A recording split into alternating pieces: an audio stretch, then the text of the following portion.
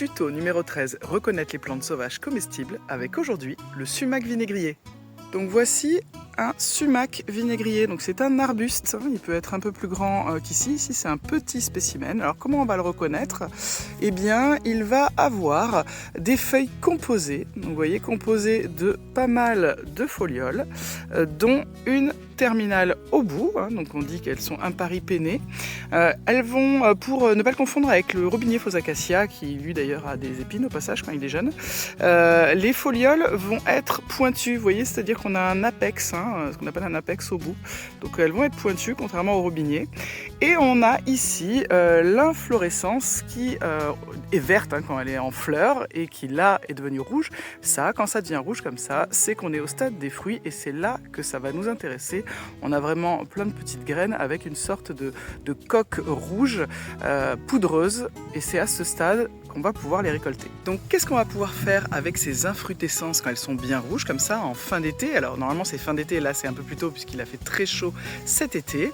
Et bien plusieurs choses. On va pouvoir soit les utiliser telles quelles pour faire une limonade qui s'appelle la sumacade, où on va venir faire macérer ces infrutescences dans de l'eau pour donner un goût acidulé, puisqu'en fait cette poudre qu'il y a sur la coque des graines du sumac vinaigrier vont avoir vraiment une note fruitée et acidulée, quasiment un peu une note de vinaigre, c'est pas pour rien qu'il porte ce nom-là.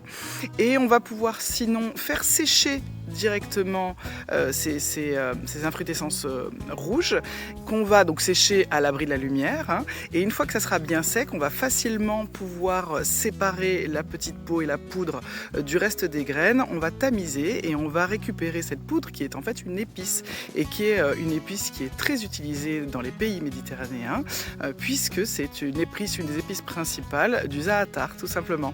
Donc ça va donner encore une fois cette note acide, donc on va pouvoir le mettre sur du taboulé par exemple, sur du couscous, mais également si vous voulez sur des salades de fruits ou d'autres préparations.